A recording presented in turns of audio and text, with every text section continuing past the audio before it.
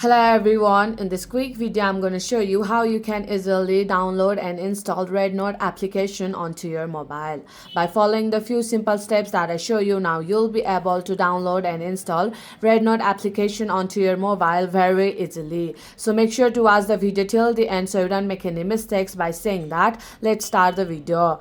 At first, go to your home screen and tap on the Google Play Store, and if you are an iPhone user, then go to your App Store and in the search bar search for RedNote.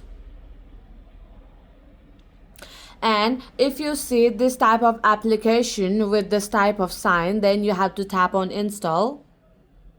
And after when it is done, then you'll be able to download and install this application onto your mobile.